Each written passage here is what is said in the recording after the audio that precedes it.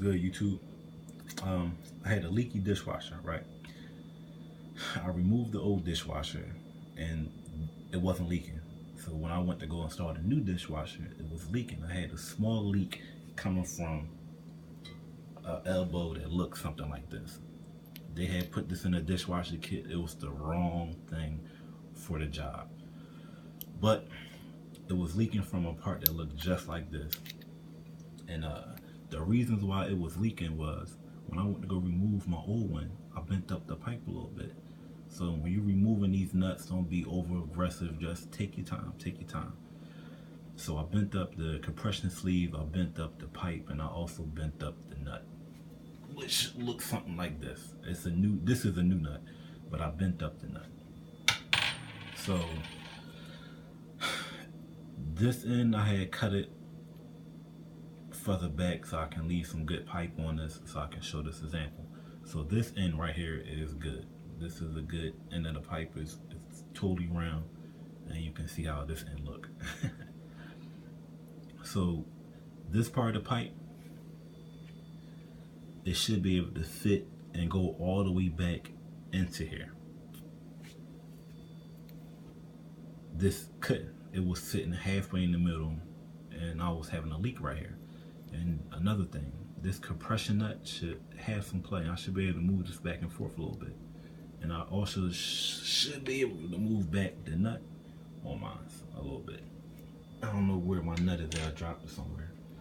So I went to Home Depot today and I bought 3 things. I tried the tape, I tried the flex seal, the putty, I tried all of that. So I went to Home Depot and I bought 3 things. I bought a compression sleeve, I bought a nut, and I also bought a pipe cutter to cut the bent pipe off. So all together, these things cost me $21. The pipe cutter was $14, and these came to, I don't know how much these came to, but these 3 tools right here saved my life.